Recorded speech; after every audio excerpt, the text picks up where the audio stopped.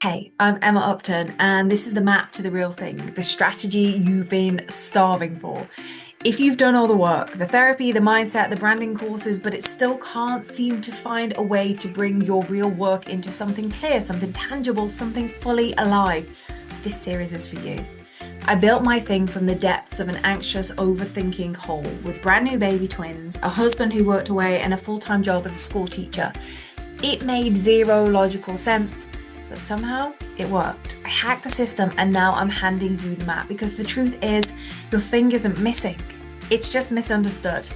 And in this series, I'm walking you through the exact process I use with women who can do everything with their eyes closed on 3 hours sleep and still outperform everyone around them, but who are tired, who need a hug, and who refuse to let their dreams die.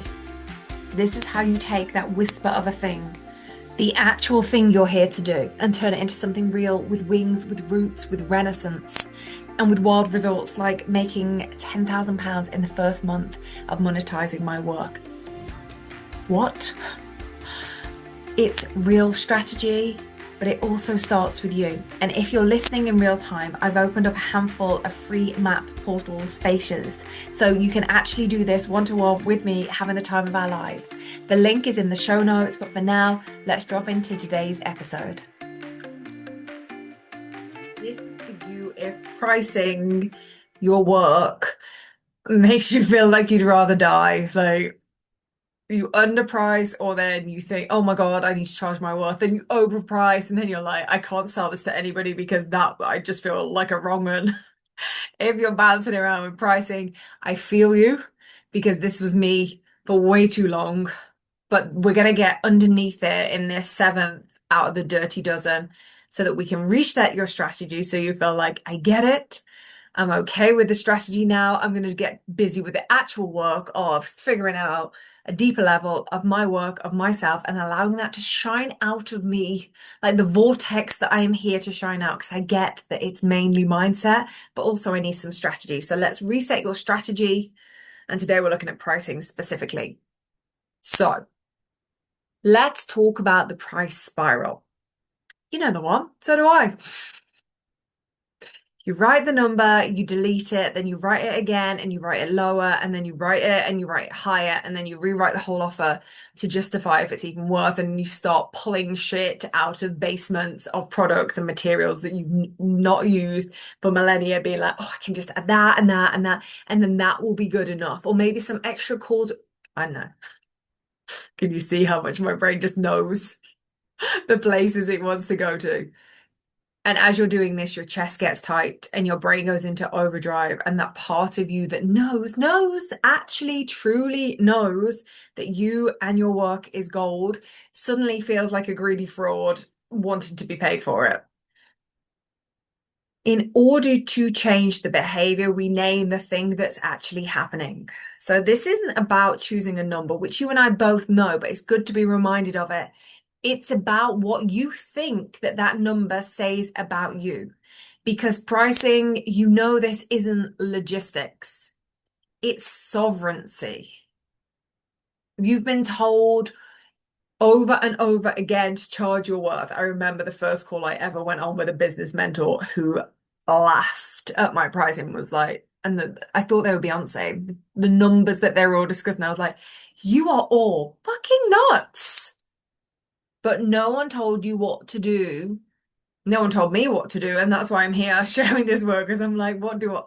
Nobody told us what to do when your worth feels tangled in and amongst old survival mechanisms that got you here, but aren't going to get you where you're meant to be going. That's what we're doing here. Patterns of proving, patterns of saving, patterns of being too much or too hard to reach, or how very dare you is a main emphasis. So now, when you sit down to price your work, it's like you're doing it in front of everybody that you've ever known in your entire life, and they're all just stood staring, and you're stood there naked as the day you were born, trying to explain to them why this is a really good idea and how worthy you are of charging the price that you're going to be charging. And you're getting your old curriculums advisor folder up.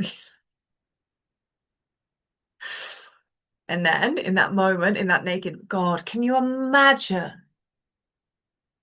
Just imagine some of the people that hate me the most just be like, what's wrong with your boobs? Why is your tummy awful? And you start performing again, like, oh no, like holding, and you're explaining and you're shrinking. But here's the truth that quite often we don't want to deal with. But what if you're not asking too much? And I present that as a what if question because me just bowling it out there, you're not asking too much. The brain be like, yeah, you're not, I am. What if you're not asking too much? What if we can quieten the trio of terror down for just a micro moment and open them up to the idea, not them, you, because they're quiet and you can see them, opening you up to the truth of what if you're not asking too much? What if you're just asking the wrong part of them to pay? Excuse me, I hope that wasn't too loud. Because when you try to price from guilt or fear or being a martyr, being like, I just want everybody to be able to be included in my work, and then nobody wants to be included, and then you're not selling anything, so you can't do your work and you have to go and work at Tesco. Nothing wrong with working at Tesco if you love it, but if you have this burning desire that you're here for something so much more and you know what that is, and you're working your ass off to do it, Tesco doesn't feel like a very good alternative. When you do this, you strip the work of its dignity and you price based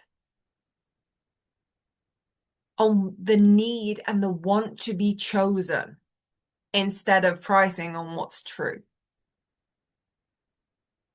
So, how do we break that loop? Again, trio, we're getting ready to hear you. What is sitting underneath this truth of what if you're not too expensive? What if you're actually valuing the part of you that refuses to rescue people that don't want to be rescued, just so you know, anymore? The prompt that I want you to get curious around this with is, what would I price this at if I wasn't trying to rescue the past version of me? What if I was just going for the people that I know want this more than anything, and there's no need to rescue them. They just choose into it, like you and I, like how we buy things and we see those things and we're like, that. I was not that once. I had to learn to get to this place. I would have not been a fun client to coach at all. Now I'm a very fun person to coach. Why? Because I don't want to be rescued. I am choosing the people that I network with and choose mentorship from on purpose. What would the price of this be if I wasn't trying to rescue the past version of me?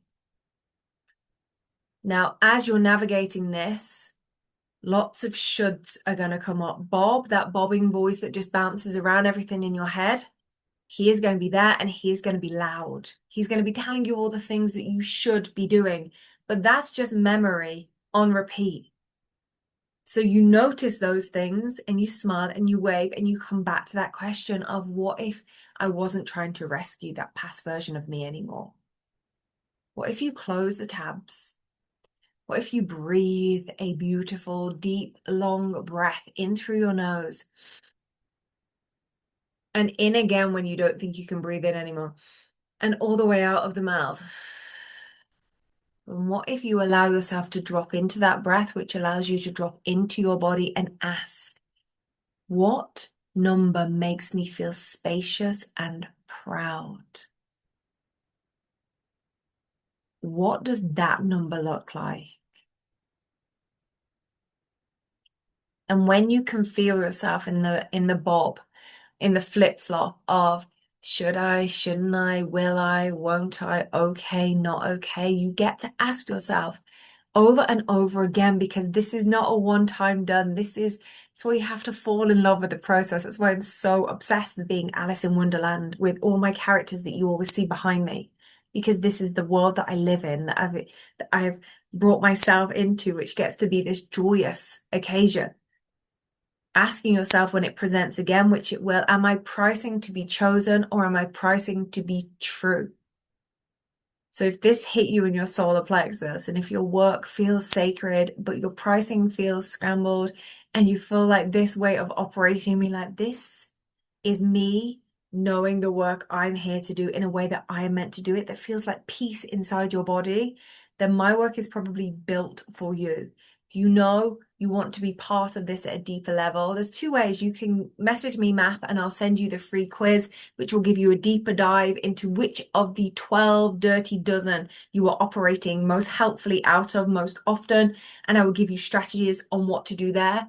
I will also gift you the whole playbook where each of the 12 dirty dozen are found and you can go deeper into them. If you know, like, yes, give me that, but I want to be a Map the Thing. I want us to have some time together where we can really explore what this looks like together. Then send me a message on Instagram at More Than This by Emma Upton. I would love to be helpful to you. Can't wait to see you in the next episode. Much love. So if this episode hits something in you, if you're nodding along like, yes, this is what I've been waiting for, here's what I want you to know. This is the first spark. And right now I'm on a mission for the rest of 2025, which isn't as far away as you think, to help 100 women bring their thing into life. Not just an idea, but something real, something tangible, something with wings. Right now I've cleared the space. And just like my 4-part process has shown me, I'm all in with this right now. So I'm offering these 1-hour Map Portal sessions for free. It's me and you for an hour. Name the thing, finding what's been in the way, and you're going to exhale and go, okay, that's it. Mapping exactly how it wants to live inside the world so that you know where to focus your energies to make it really real in the easiest possible way. If that sounds terrifying and delicious all at once, the portal link is in the show note details. Fill it in. I'll read every word and I'll get back to you personally after the session. Let's actually begin. I can't wait to see you there.